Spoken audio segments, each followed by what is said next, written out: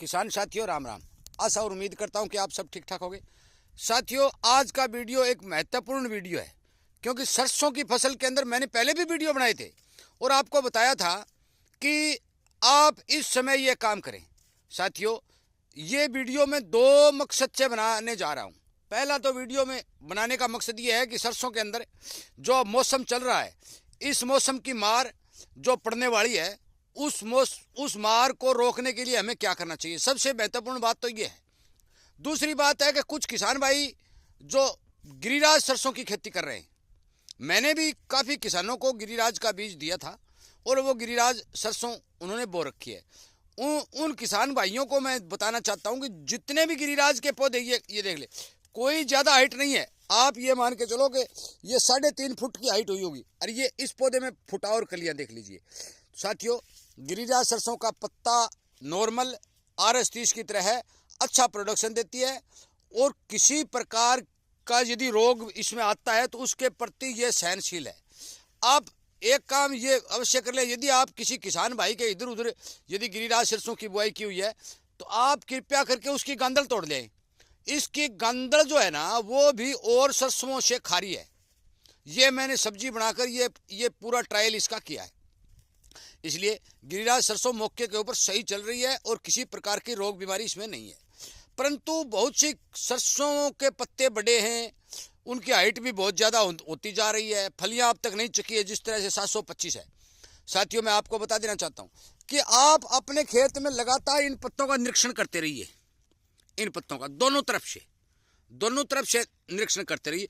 कहीं भी किसी भी पत्ते के ऊपर यदि सफेद दाग दिखाई देता है तो आप बिना किसी इंतजार के इस सरसों के अंदर फंगिसाइड का स्प्रे जरूर डाल दें। साथियों, मैं आपको बता देना चाहता हूं कि मौके पर जो मौसम चल रहा है, ये फंगस के लिए बहुत ही अनुकूल मौसम है, एक नंबर का मौसम है, क्योंकि पूरा दिन नमी रहती है, धूप कम निकलती है। साथियों, इस मौसम के अंदर यदि आपकी सरसों के अंदर फंगस पनप गई तो आप मान के चलो कि आप उसको यदि रोक भी लेंगे तो भी आपका 20-25% नुकसान हो जाएगा।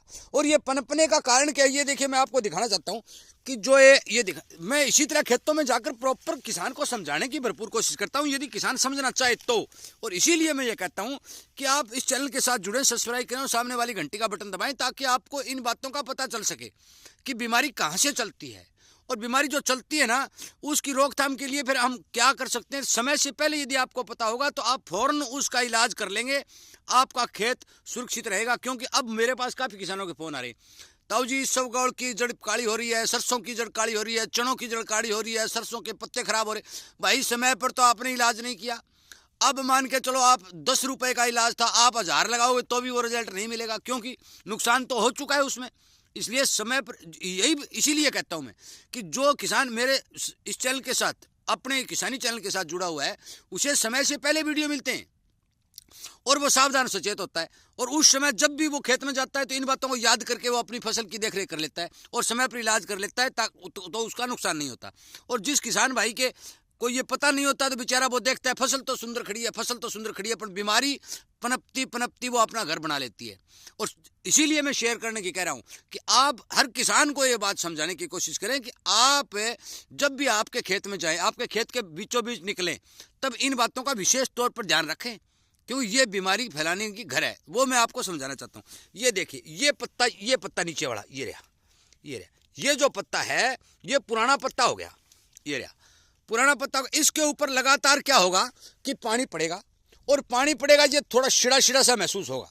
जब शिड़ा सा महसूस होगा तो इस पर फौरन सफेद रोली पनप जाएगी, और सफेद रोली इस पर पनपेगी, नीचे का पत्ता है, और फिर हवा की चपेट में आएगी, और हवा के हिसाब से जब वो हवा खेत के अंदर घूमेगी, घूमते के साथ वो दूसरे पत्तों के ऊपर भी वो चिपक जाएगी और उन पत्तों को खराब करना शुरू कर देगी।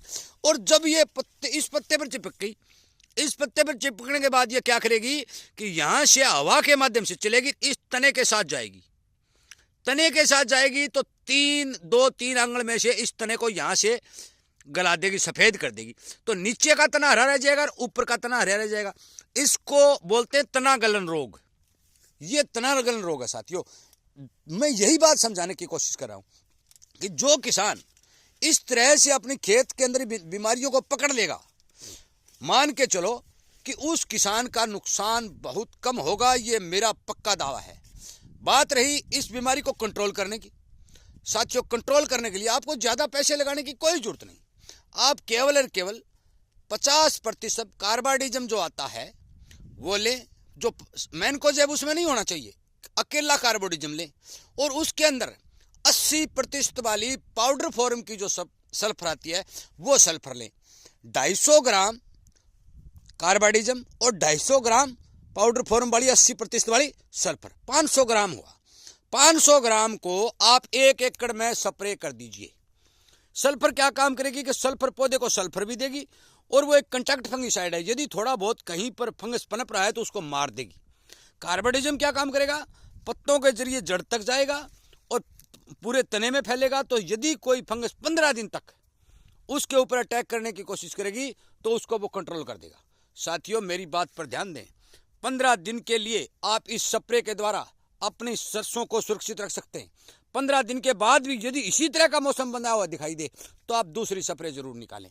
साथियों फसल को बचाने के लिए हमें जी तोड़ मेहनत करनी पड़ेगी, चाहे आप कुछ भी करो या ना करो। वो पहले वाली बात गई, पुराना जमाना गया। क्यों गया?